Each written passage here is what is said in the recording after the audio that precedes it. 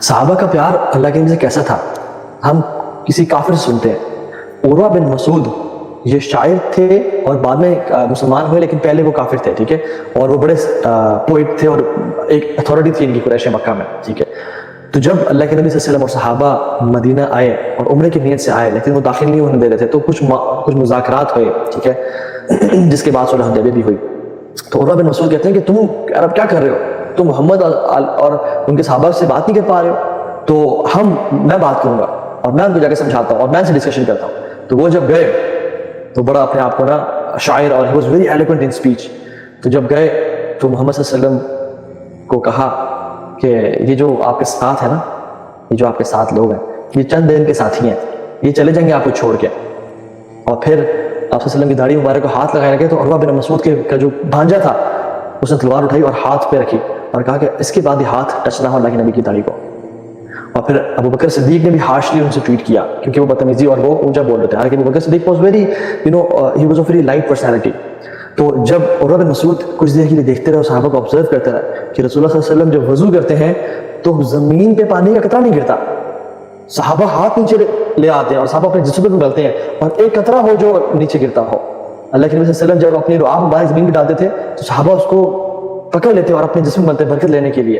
اور اللہ کے نبی اور کیا کہتے ہیں، عروہ بن مسعود واپس آئے کہتے ہیں میں ایسے قوم سے مل کے آیا ہوں وہ کبھی شکست نہیں کھائے گی. اور پھر کیا بولا کہ میں نے سیزر کے پیلس میں بھی گیا ہوں، سیزر آف روم کے میں نے پیلس میں بھی گیا ہوں، کیونکہ عروہ بن مسعود واز اے بزنس مین. وہ جا کے مختلف ڈیلیگیشنز لے کے اور بڑے بڑے بادشاہوں کے پاس ایک چکر لگا تھا. تو کہتے ہیں کہ میں سیزر کے پیلس میں بھی گیا ہوں، میں پرشیا کے کسرا کے محل میں بھی گیا ہوں، میں ابسینیا کے نجاشی کے پاس بھی گیا ہوں، لیکن میں نے کسی مالک اور کسی بادشاہ کی محبت لوگوں میں اتنی نہیں دکھی جتنی محمد صلی اللہ علیہ وسلم محبت ان اصحاب میں ہے. یہ کافر ہیں اور یہ کہہ رہے ہیں کہ میں نے کسی کو اتنا اطاعت والا نہیں دیکھا اور اتنا محبت کرنے والا نہیں دیکھا جتنا ان صحابہ کو میں نے دیکھا. اور پھر کہا کہ جب وہ حکم دیتے تھے تو ہر بندہ بھاگتا تھا ان کے حکم کو پورا کرنے کے لیے. They used to compete with each other کہ ہم حکم کو پورا کریں. اور وہ جب بیٹھے ہوتے تھے اور بولتے تھے تو صحابہ سر نیچے کر کے ان کی بات کو غور سے سنتے تھے اور ان کو آنکھیں بھر کے دیکھتے بھی نہیں تھے، ان کو آنکھیں پھاڑ پھاڑ کے دیکھتے بھی نہیں تھے. Rather, they used to listen to his words and remember his words. اور جیسے وہ حکم دیتے تو فوراً سے سب بھاگتے تھے. اور نے کہا کہ ان کو کوئی پرواہ نہیں کہ ان کو خود کیا ہوتا ہے. All their care is کہ ان کے رسول کو کچھ نہ ہو جائے. یہ تو مرد ہیں ان کی خواتین کیسی ہیں کہ ان کی خواتین اپنی جان قربان کر دیں گی، اپنی اولاد قربان کر دیں گی، لیکن رسول اللہ صلی اللہ علیہ وسلم پہ کبھی آنچ نہیں آنے دیں. یہ عروہ بن مسعود کے کلمات صحابہ کے لیے ان کا پیار محبت دیکھیں، حالانکہ وہ دشمن ہے لیکن پھر بھی گئے کیسے عشر میں، اور سب سے پہلے الفاظ کے بولے کہ یہ آپ سے محمد صلی اللہ علیہ وسلم دور ہو جائیں گے، کچھ دن کے ساتھی ہیں، لیکن جب واپس آئے تو یہ کلمات کہے.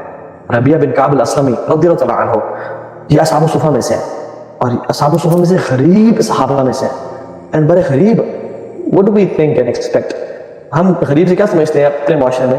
جس کے پاس کوئی ٹوٹی پھوٹی بائک ہے یا جس کے پاس ایک پرانی سی گاڑی ہے اور کچھ لباس ہیں اور وہ بڑی مشکل سے جاب کر رہا ہے.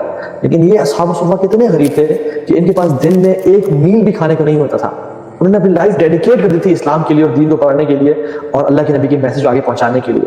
دس واز دیئر لائف. ان کے پاس اتنے کپڑے نہیں تھے کہ وہ اپنے پورے سطر کو ڈھانک سکے، وہ بیرلی اپنے ناف سے لے کے گھٹنوں تک کور کیا کرتے تھے، اتنے ان کے پاس لباس ہوا کرتے تھے، بہت تھوڑے پہ گزارا کرتے ہیں. they were very poor.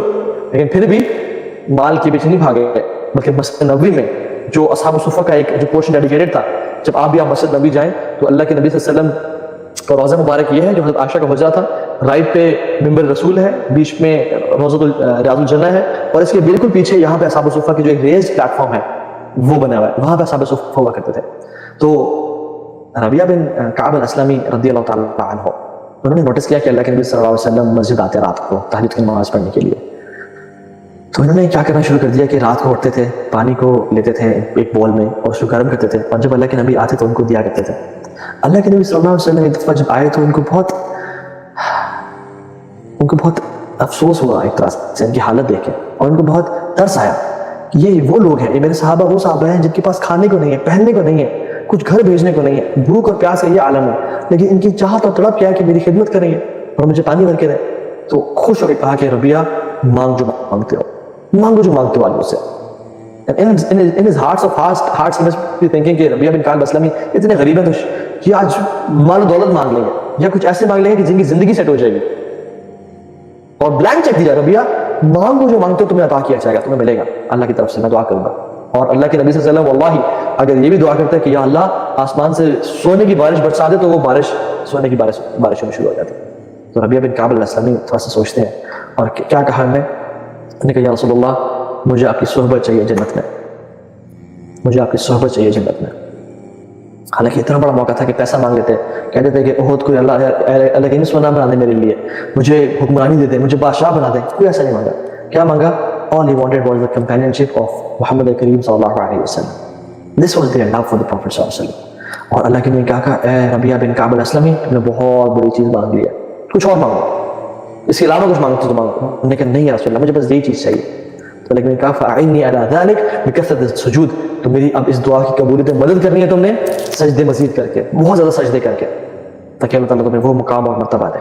ثوبان رضی اللہ عنہ وہ ایک دفعہ اللہ کے نبی پریشان ہو کے آ گیا اور کہا یا رسول اللہ مجھے چیز پریشانی سے کھائی جا رہی ہے. انہوں نے کہا کیا؟ انہوں نے کہا کہ یا رسول اللہ جب بھی میں گھر جاتا ہوں اور آپ سے جدا ہو کے جاتا ہوں تو مجھے پریشانی ہوتی ہے, میرا دل چاہتا ہے آپ کو دیکھوں, تو میں واپس آ جاتا ہوں آپ کو دیکھ لیتا ہوں اور میرا دل سکون میں آ جاتا ہے. پھر گھر جاتا ہوں کچھ ٹائم گزارتا ہوں تو پریشانی ہوتی ہے کہ میں آپ کو دیکھوں, پھر آ جاتا ہوں آپ کے پاس اور آپ کے پاس بیٹھ کے آپ کو دیکھتا ہوں تو مجھے سکون آ جاتا ہے. لیکن یا رسول اللہ جب قیامت کا دن ہوگا آپ کہاں ہوں گے, ہم کہاں ہوں گے؟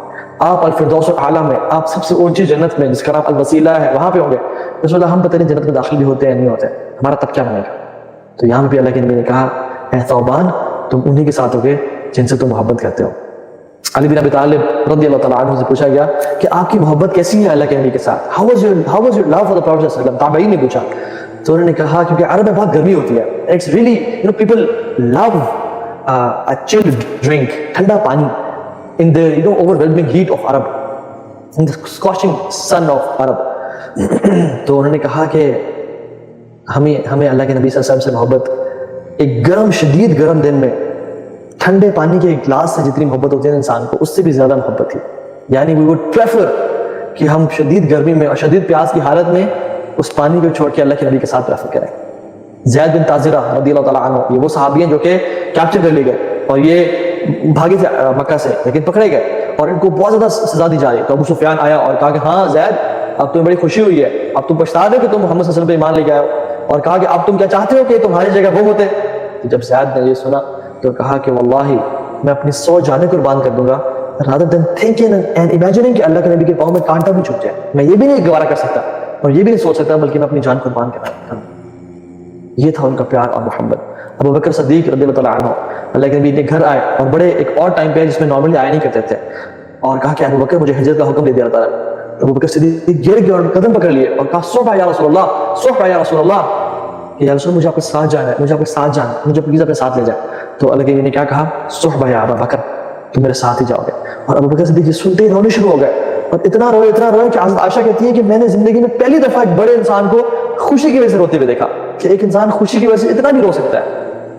حالانکہ ہجرت کیا تھی, کوئی لگژری ٹرپ تھا, کوئی 5 اسٹار ہوٹلز میں اسٹے تھا, کوئی میامی کیا تھا, اٹ واز آل ٹیرر.